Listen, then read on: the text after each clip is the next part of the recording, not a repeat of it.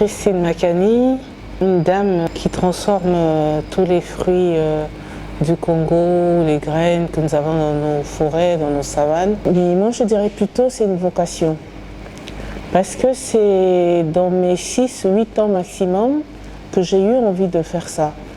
En accompagnant ma grand-mère au champ, en route, lorsqu'elle rencontrait un arbuste avec un fruit qui se consomme, elle me le donnait.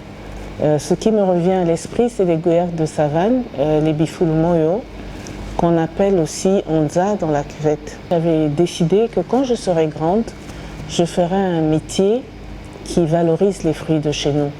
Ce qui fait qu'après mon bac, lorsqu'on m'a demandé qu'est-ce que je voulais faire, c'était naturel de faire hôtellerie.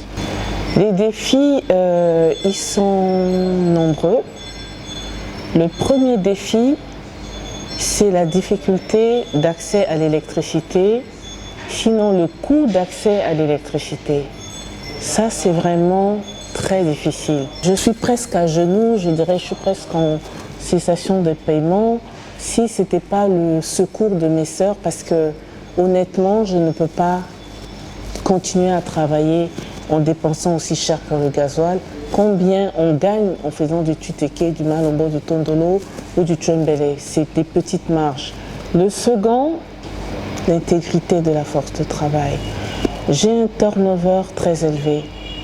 J'ai voyagé il y a 3 semaines, j'ai dû fermer parce que c'est difficile de tomber sur des jeunes personnes honnêtes, dévouées dans le travail. Le troisième défi qui m'empêche d'évoluer, c'est le défaut d'informations scientifiques sur nos produits. Je rentre d'un voyage d'études en Italie où l'agriculture est soutenue par la recherche scientifique. Alors souvent je me dis mais pourquoi aujourd'hui on parle beaucoup d'autonomisation des femmes? Nos mères ont été autonomes. Elles n'attendaient pas l'argent du papa, l'argent d'un homme, du mari, du fiancé pour s'en sortir. Elles ont toujours travaillé. Les opportunités, je dirais, moi je les ai créées.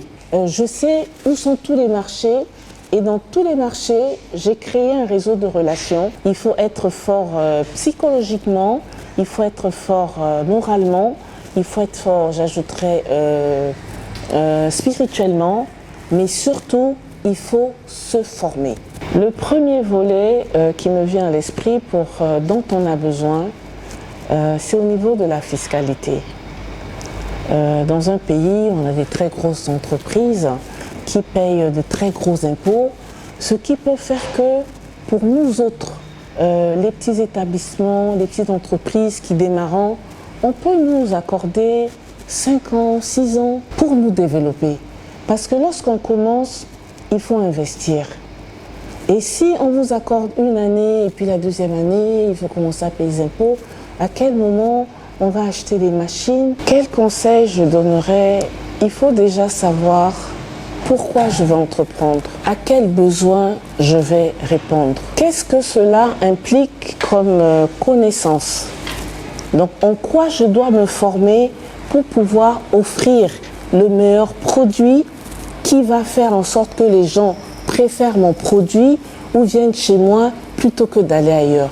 Il faut savoir qu'on gagne peu petit à petit. Est-ce que j'ai la persévérance? Je suis Christine Makani, le grand dialogue, la parole aux idées, l'action au changement.